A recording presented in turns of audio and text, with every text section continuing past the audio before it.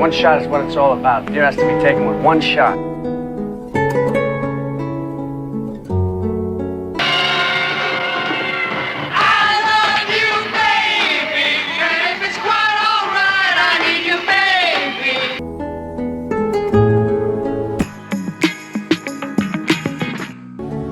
The Deer Hunter, the late Michael Cimino's Academy Award-winning 1978 male-bonding buddy movie Vietnam epic. This is this. This ain't something else. This is this. I can't tell you how many times I saw this movie when I was a kid, and I was enthralled with it. HBO was in its infancy back then, and not only did they only play movies starting at like 8 o'clock at night, but they'd also play the same movies over and over again. The Deer Hunter was one of them. The Deer Hunter won 5 Academy Awards, including Oscars for Cimino as Best Director, Meryl Streep for Best Actress, Best Supporting Actor for Christopher Walken, Robert De Niro won Best Actor. The film won Best Picture as well, and was named by the American Film Institute as the 53rd greatest American film of all time. I'm no film critic, and rather than delve into the nitty-gritty of what Cimino was or wasn't attempting to convey with The Deer Hunter, this being a YouTube channel about cars and my having an interest in cars cast in film, music videos, and television, let's discuss the car that Michael, portrayed brilliantly by Robert De Niro, drives in the film. That being this 1959 Cadillac Coupe deVille. There is some conjecture this is a Series 62. I'm not saying one was not used in the film, presuming there was more than one white 1959 Cadillac used during production, but there are several scenes where it's clear that this is a Coupe deVille and not its somewhat lesser, although all but identical looking, especially from a distance, Series 62. The big question is, why was this car cast in The Deer Hunter? I mean, seeing what a serious hunter Michael is, wouldn't something more practical like a Chevrolet Suburban, International Harvester Travelall, or at least a station wagon have made more sense? Best I can surmise is that this car was cast in the film as either a symbol or metaphor. Symbolism is a device used across literature, art, and film. Arguably, film is the art form where it can have the most powerful effect. Films can contain symbolism examples that express complex hidden meanings and stay with the audience long after the film is finished. And if it wasn't for symbolism, why else would such an ornate, inherently impractical automobile be cast in the film? That said, what did it symbolize? Or what was Cimino attempting to symbolize?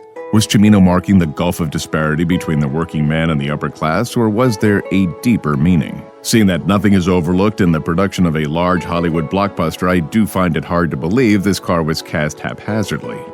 Certainly, while not out of the realm of possibility for a man of the means of a steel mill worker to own such a car, the beginning of the film is set in approximately 1967 or 8, making this car less than 10 years old at the time. But it would seem at the time of The Deer Hunter's release in 1978, it symbolized the state of this country after nearly 20 years of one national calamity after another.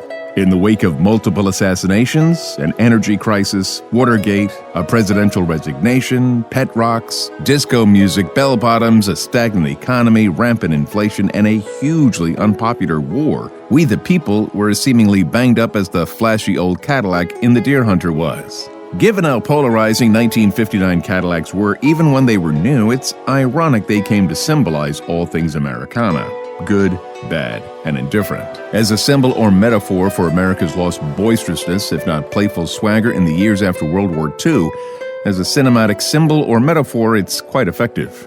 Cadillacs were all new for 1959, continuing the aeronautic tail fin design theme introduced on Cadillac's first post-war models in 1948. For 1959, the tail fins reached their literal high point. You either love the look or, well, starting in 1960, Cadillac began toning down tail fins, and they were all but vestiges by 1965.